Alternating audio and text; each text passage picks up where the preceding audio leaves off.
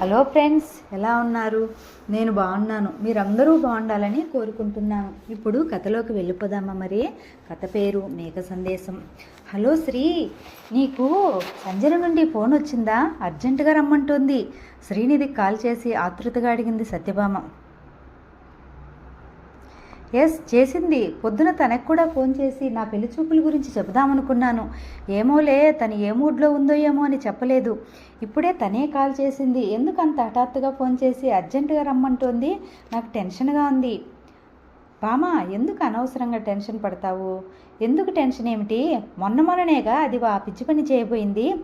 నిజమే, కానీ జీవితంలో అలాంటి పని చేయను మళ్ళా అని తను మనకు మాట ఇచ్చింది, గుర్తుందా? అది ఒకసారి కమిట్ అయిందంటే వెనక్కి వెళ్ళదని మనకు చిన్నప్పటి నుండి తెలుసు. పైగా రోజు ఫోన్ చేస్తూ నేను టచ్లో ఉండి ధైర్యంగా ఉండమని చెప్తూనే ఉన్నాను. చివరికి అది తల్లి నేను బాగున్నాను, ఇక ఆ టాపిక్ వదిలేయని మొత్తుకుంది అంది శ్రీనిధి ఫోన్లో నవ్వుతూ. మరి అయితే ఈ అర్జెంటు గోలేమిటి? కంగారు పడకండి, గుడ్ న్యూస్ అని కూడా చెప్పిందిగా. అవును చెప్పింది. ఏమై ఉంటుంది? ఉద్యోగంలో ప్రమోషనా లేదా? ఇంత ఆలోచన, కంగారు ఎందుకు? అదే చెప్తుందిలే. నేను మీ ఇంటికి వచ్చి పికప్ చేసుకుంటా, రెడీగా ఉండు, ఇద్దరం కలిసి వెళదాము అని ఫోన్ పెట్టేసింది శ్రీనిధి. రండి రండి, మీకోసమే వెయిటింగ్ అంటూ ఎదురు వచ్చి ఇద్దరిని హగ్ చేసుకుని ఆహ్వానించింది సంజన. వెలిగిపోతున్న సంజన మొహం చూసి సత్యభామ, శ్రీనిధి మొహమొహాలు చూసుకున్నారు. సంజన తల్లి లక్ష్మి వచ్చి ఇద్దరిని పలకరించి స్నాక్స్ పెట్టి వెళ్ళింది. సంతోషానికి దుఃఖానికి అతీతంగా చాలా నార్మల్గా ఉంది ఆవిడ. నేను చెప్పింది విని మీరు నన్ను అసహించుకోకూడదు అంది ఆరంభనగా సంజన. అర్థం కానట్లు చూసింది సత్యభామ. సినీ డైలాగ్స్ ఆపి అసలు విషయం చెప్పు సంజు. సస్పెన్స్తో మాకు ముఖ్యంగా సత్యాకి బీపీ వచ్చేటట్లుంది. నేను చెప్పబోయేది విని నన్ను నీచంగా అనుకోవద్దు. ఇంకా అమ్మకు కూడా విషయం చెప్పలేదు ఉపోద్ఘాతంగా అంది. ఏంటి సంజు ఆ మాటలు? మన స్నేహం మీద ఇదేనా నమ్మకం? చెయ్యి పట్టుకుని ఆప్యాయంగా అంది శ్రీనిధి. ఏమనుకుంటానో, తర్వాత విషయం వెంటనే చెప్పకపోతే మటుకు నీ పీక నులిమి అంతఃరాలిగా మారుతాను అంది సత్యభామ మీదకు వెళ్ళి సంజు గొంతు మీద చేతులు పెట్టి. బామవే, సత్యభామవే, నువ్వు ఆగు అని నవ్వుతూ బామ చేతులు పట్టుకుని కూర్చోబెట్టింది.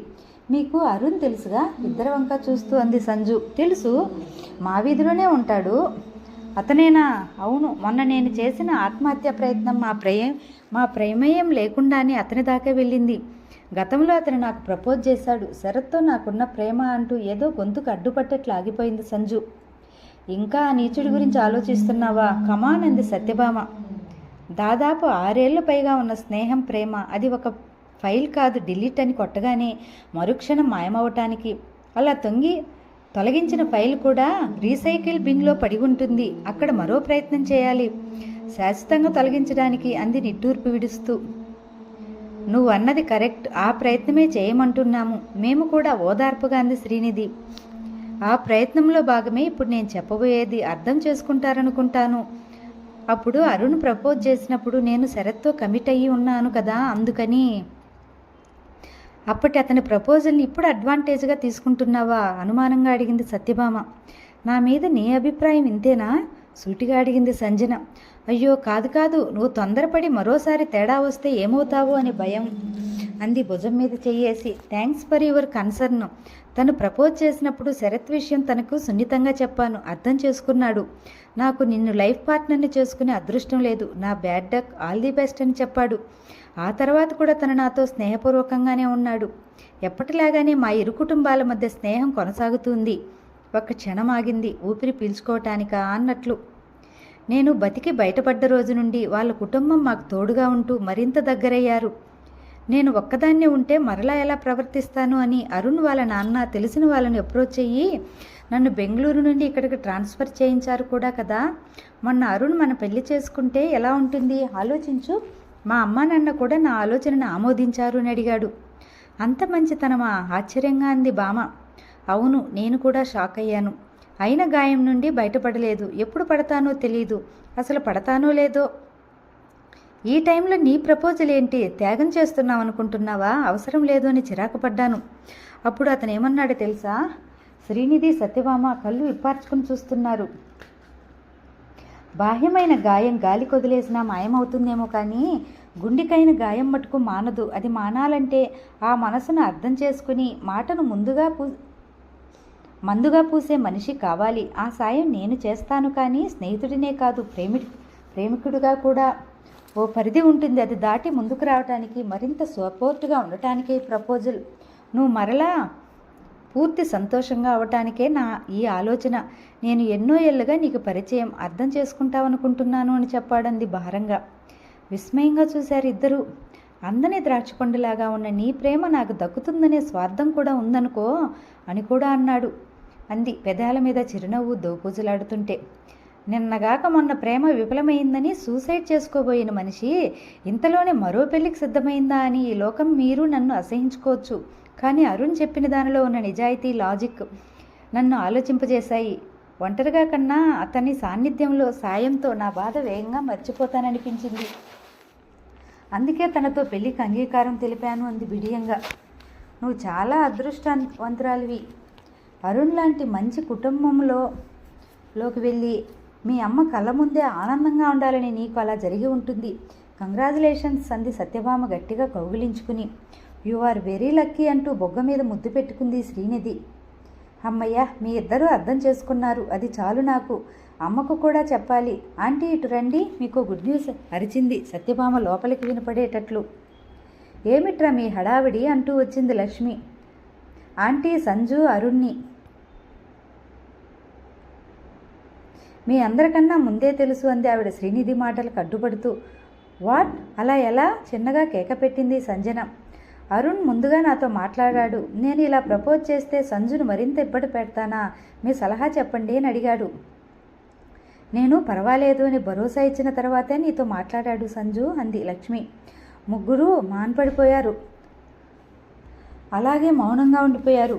ఇదిగో నోరు పట్టండి, ప్రస్తుతం చక్కెరతో సరిపెట్టుకోండి అని లక్ష్మి వంటగదిలోకి వెళ్ళి పంచదార డబ్బాతో వచ్చి వాళ్ళ నోట్లో కాస్త చక్కెర పోసేదాకా ఈ లోకంలోకి రాలేదు. హే లక్కీ గర్ల్ అంటూ సత్యభామ, శ్రీనిధి సంజనను ఒక్కసారిగా చేతుల మీద గాలిలోకెత్తారు. నెల క్రితం ఎందుకు బతకాలి అని సంజు ఆత్మహత్యా ప్రయత్నంతో చీకట్లో కూరుకుపోయిన ఆ ఇల్లు నేడు జీవితం అందమైనది అనుకుంటున్న సంజు గుండెల్లోకి ఆనంద వెలుగుతో కాంతులు విరజమ్ముతోంది. సంజన సంఘటన సత్యభామ మనసులో బలమైన ముద్ర వేసింది. ఎంతో అర్థం చేసుకున్నామనుకున్న 6 ఏళ్ల ప్రేమ విఫలమైంది. వద్దనుకున్న ప్రేమ జీవితాన్ని ఇచ్చింది సంజనకు. ఎంత ఊహకందనిది జీవితం. ప్రేమ, పెళ్ళి, వాటి విజయం, వైఫల్యం మన కంట్రోల్లో ఉండవా? ఎక్కడో ఎవరో నడిపే ప్రోగ్రామింగ్ ప్రకారం జరిగిపోతాయా ఇవన్నీ అనుకుంటూ మొబైల్ చేతిలోకి తీసుకుంది. వాట్సాప్ ఓపెన్ చేసింది. థ్యాంక్స్ ఎలా డియర్, మీ అందరూ ఇచ్చిన మోరల్ సపోర్ట్ ఎప్పటికీ మర్చిపోలేను అని సంజన నుండి వాట్సాప్ మెసేజ్. సంజన డీపీలోకి తొంగి చూసింది. నెల క్రితం శూన్యంగా ఉన్న డీపీ ఇప్పుడు నవ్వులు రువ్వుతున్న సంజన ఫోటోతో నిండుగా ఉంది. సంజన గులాబీ రంగు పెదవుల్లో అరుణ్ కూడా గోచరమయ్యాడు సత్యభామకు. సంతోషంగా నవ్వుకుంది. మన మధ్య థ్యాంక్స్ ఏంటి డియర్, నువ్వు ఎప్పుడూ ఆనందంగా ఉండాలి అని మెసేజ్ చేసింది. తర్వాత శ్యామ్ నుండి వీడియోలు ఏవో వచ్చినట్లు డిస్ప్లే అవుతుంది. బిజీ డాక్టర్ గారికి నేను గుర్తు వచ్చినట్లున్నాను అని కసిగా అనుకుని శ్యామ్ మెసేజ్ ఓపెన్ చేయకుండా తన ఫ్రెండ్స్ పోస్ట్ చేసిన మెసేజ్ని చెక్ చేసుకుంటుంది. చూస్తున్నదన్న మాటే గాని మనసంతా శ్యామ్ ఏం వీడియో పంపాడా, మెసేజ్ కూడా చేశాడా అని కొట్టుకుంటోంది. ఈ కాగలేని చేతులు వేలను ఉసిగలిపాయి. శ్యామ్ నెంబర్ని టచ్ చేయమని గబుక్కున టచ్ చేసింది. 2 వీడియోలు, దాని క్రింద మెసేజ్లు.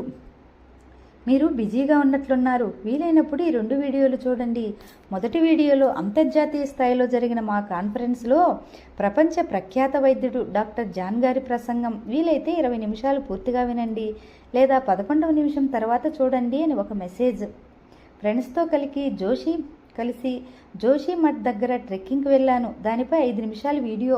రెండోది క్యూరియస్గా మొదటి వీడియో ఓపెన్ చేసింది. దానిలో ఎంతో క్లిష్టమైన గుండె శస్త్రచికిత్సలను కూడా అతి లాఘవంగా నిర్వహించి అనేక మంది హృదయాలను దోచుకున్న శ్యామ్కి నా ప్రత్యేక అభినందనలు అంటూ ప్రపంచ ప్రఖ్యాత కార్డియాలజిస్ట్ శ్యామ్పై ప్రశంసలు కురిపించారు. అది చూడగానే చాలా థ్రిల్ ఫీల్ అయింది. తన కోపతాపాలు మరుక్షణంలో